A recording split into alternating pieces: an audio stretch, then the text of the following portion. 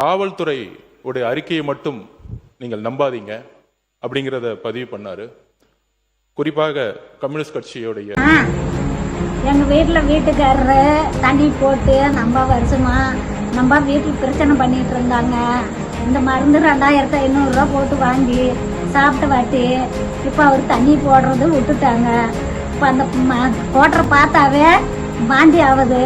இப்போ என் குடும்பத்திலே நல்லா சண்டை சச்சரவுலாம் நல்லா இருக்கிறோம். தோழர் ஆகட்டும், அதிமுகவுடைய சட்டமன்ற உறுப்பினராகட்டும், அனைத்து கட்சி உறுப்பினர்களாகட்டும், நாங்கள் உறுதியாக கூறுகிறோம், காவல்துறையுடைய அறிக்கையா இல்லை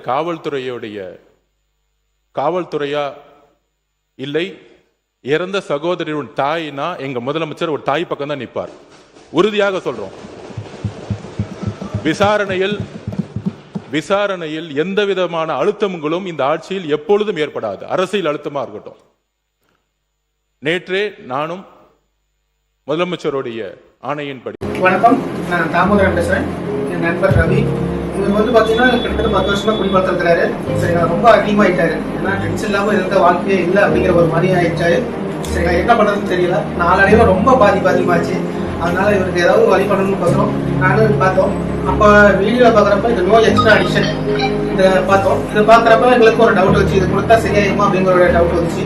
இருந்தாலும் நாங்க ஒரு டைம் வாங்கி தான் பார்க்கணும் அப்படின்னு வாங்கி பார்த்து கொடுத்தோம். பார்த்தாலும் ஒரு 15 நாள்ல நல்ல இம்ப்ரூவ்மெண்ட் கிடைச்சது. ஒரு நாள் நல்லா குடிக்காமே இருந்தாரு. என்னன்னு தெரியல, வாங்கி எனக்கு அந்த பழக்கம் கொஞ்சம் முறை தெரியுது அப்படின்னு சொன்னாரு.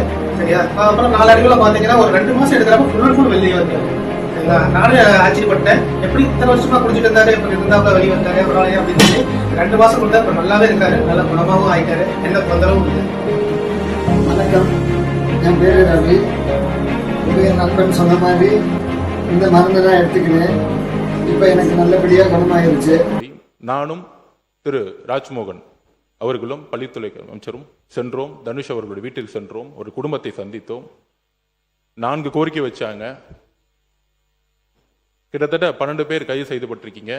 இன்னும் சில பேர் இதில் இருக்காங்கன்னு சொல்ல உடனடியாக முதலமைச்சரோட கவனத்துக்கு சொன்ன விசாரணை நடந்துகிட்டு இருக்கு. இறந்த தனுஷோடைய அடக்கம் இடத்துல ஒரு கல்லறை வேணும்னு சொன்னோம். உடனடியாக முதலமைச்சர் அந்த கல்லறைக்கான இடத்தை ஐடென்டிஃபை பண்ண சொல்லியிருக்கிறாரு.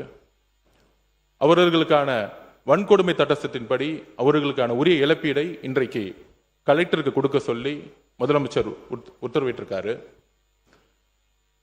இதோடைய வெளிப்பாடுதான் தற்போதைய ஆட்சி பொறுப்பேற்ற உடனே மாண்புமிகு முதலமைச்சர் அவர்கள் கையெழுத்திட்ட 3 திட்டங்களில் anti narcotics task force ANTF திட்டம் ஒன்றாகும். இத்திட்டத்தின் முக்கியத்துவம் கருதி இத்திட்டத்திற்கு ரூபாய் 264.14 கோடி நிதி மாண்புமிகு முதலமைச்சர் அவர்களின் உத்தரவுப்படி ஒதுக்கீடு செய்யப்பட்டு மாநிலம் முழுவதும் 65 ஆன்டி நார்கோட்டிக்ஸ் டாஸ்க் போர்ஸ் அலகுகள் உருவாக்கப்பட்டுள்ளன. எனவே இந்த அரசு தமிழ்நாட்டிலிருந்து போதைப் பொருள் பழக்கத்தை அடியோடு வேறறுக்க வேண்டும் என்பதில் மிக உறுதியாக உள்ளது. இந்த நடவடிக்கையில் அரசு எந்தவித சமரசமும் செய்து கொள்ளப் போவதில்லை. ஆனால் நான் குறிப்பிட்ட கம்யூனிஸ்ட் தோழர்களை பத்தி பேசினேன், அதிமுக தோழர்களை பத்தி பேசினேன். நான் திமுக பத்தி பேசவே இல்லை. திமுகவுடைய எதிர்கட்சி என்ன சொல்ல வர்றான்னு தெரியாம நிறுத்துக்கணும். என்ன திமுகவுடைய எதிர்கட்சி அங்க 57 பேர் இருக்காங்க. நாங்க எந்திரிச்சோம்னா அந்த சபையை அவங்க பேசவே முடியாது. எதிர்கட்சி தலைவர் பேசும்போது நாங்க எந்திரிச்சோம்னா அதாவது சபை என்ன பேச விடுங்க. மாண்புமிகு பொதுப்பணித்துறை அமைச்சர் சொன்ன கருத்தை நான் ஏற்க முடியாது. மாண்புமிகு பொதுப்பணித்துறை அமைச்சர் சொன்ன கருத்தை ஏற்க முடியாது. அதை மட்டும் அவைக்குழு நீக்குகிறேன். நீங்க பேசுங்க. யாரும் சொல்லிட்டேன், நீக்கிட்டேன்.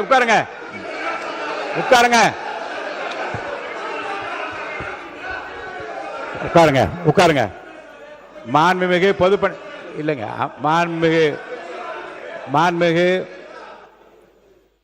மாண்புமிகு பொதுப்பணித்துறை அமைச்சர்கள் கடைசியில் கூறிய வாசகம் மற்றும் நீக்கப்பட்டு சொல்லிவிட்டேன்.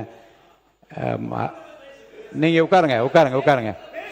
நீங்க எனக்கு புரியல. கொலடா அவரா இல்ல நீங்களா எனக்கு தெரியல. உங்க கொலடா நிக்கிறார், நான் நிக்கிறேன். நீங்க தொடர்ந்து பேசினா என்ன அர்த்தம்?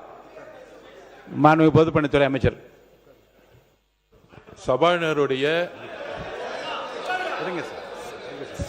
சபாநாயகருடைய உத்தரவுக்கு நாங்க கட்டுப்படுறோம். நாங்க சொல்ல வந்ததுன்னா, எதிர்க்கட்சி தலைவர் பேசும்போது அரசின் மீது பல்வேறு குற்றச்சாட்டுகள் வைத்தார். நாங்கள் ரொம்ப அமைதியா இருந்தோம். ஒரு குரல் கூட நாங்க பேசல. ஆனால் ஒரு ஜனநாயகப்படி எங்களுடைய கருத்துக்களை கேட்க வேண்டும். அதற்கு எதிர்க்கட்சி தலைவரா இருக்கும் கொறடாவும் அதுக்கு ஒரு ஆணையிடணும்.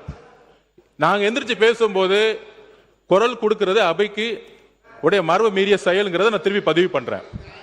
அப்ப ஆதாரத்துடன் பேசுறேன்.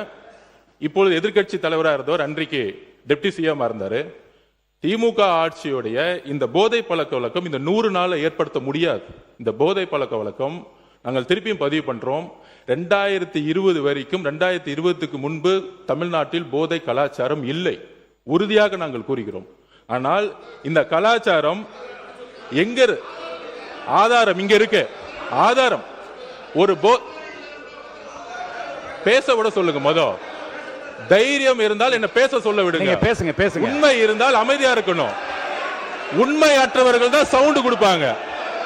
உண்மை இல்லைன்னா பயம் எந்திரிச்சு கத்த ஆரம்பிச்சிருவாங்க. எங்க பக்கம் உண்மை இருக்கு, என்கிட்ட உண்மை இருக்கு.